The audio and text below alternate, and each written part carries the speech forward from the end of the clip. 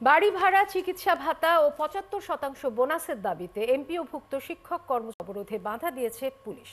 রোববার প্রেস ক্লাবের সামনে রাস্তা অবরোধ করলে সাউন্ড গ্রেনেড ও জলকামান ব্যবহার করে শিক্ষকদের সরিয়ে দেওয়া হয়। পরে কেন্দ্রীয় শহীদ মিনারে শিক্ষকদের অবস্থানে সংহতি জানান এনসিপির নেতারা। আরও জানাচ্ছেন রাশেদ আনিস। রাস্তা ছাড়তে 10 মিনিট সময় দেয়া হলেও তা না মানায় পুলিশের এই অ্যাকশন। সাউন্ড গ্রেনেড ও জলকামান নিক্ষেপ করে এমপিওভুক্ত শিক্ষকদের ছত্রভঙ্গ করে দেয়া হয়। পুলিশ বলছে, শুরুতেই শিক্ষকদের সাথে কথা বললে তারা কেন্দ্রীয় শহীদ মিনারের দিকে চলে যায়। মূল নেতাদের সাথে বেশিরভাগ শিক্ষকরা চলে গেলেও অনেকেই রাস্তায় অবস্থান করতে থাকে। পরে জনদুর্ভোগ এড়াতেই পুলিশ অ্যাকশনে যেতে বাধ্য হয় বলে দাবি পুলিশের।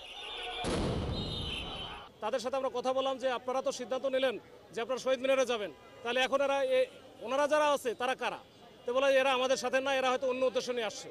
তখন কিন্তু আমরা এদেরকে এসে তাও 10 মিনিট সময় দিয়েছি। দেওয়ার পরে তখনও যদি না, যখন না গেল তখন কিন্তু আমরা ডিসপার্স করার জন্য আমরা সাউন্ড গেট এবং অন্যান্য যে আমাদের টুলস আছে সেটা ব্যবহার করে আমাদের ঠেলে দিয়েছি। লাঠিচার্জ করার পর কয়েকজন শিক্ষককে আটকের অভিযোগ করা হয় পুলিশের বিরুদ্ধে।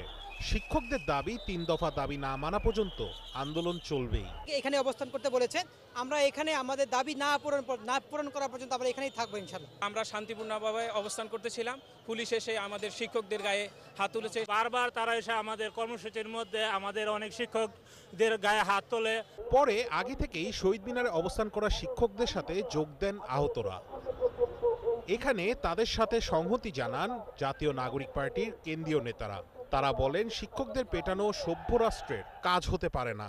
এই রাস্তার মধ্যে শিক্ষকদেরকে যেভাবে পিটানো হয়েছে, এটা কোনো সভ্য রাষ্ট্রীয় চরিত্র হতে পারে না। এটা কোনো সভ্য রাষ্ট্রীয় চরিত্র হতে পারে না।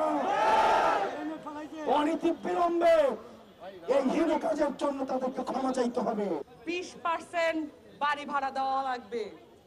এটাও যদি ইন্টারিম গভর্নমেন্টের কাছে চাওয়া লাগে, তাহলে তাদের অবস্থান দেখে আমরা পরিষ্কার, বাংলাদেশকে উন্নত করার জন্য, বাংলাদেশের শিক্ষা ব্যবস্থাকে প্রত্যেক ঘরে ঘরে পৌঁছে দেওয়ার জন্য তাদের আন্তরিকতা কতটুকু। আগামীকাল থেকে সব শিক্ষা প্রতিষ্ঠানে কর্মবিরতি ঘোষণা করেন শিক্ষকরা। রাশেদ আনিস, ৭১, ঢাকা।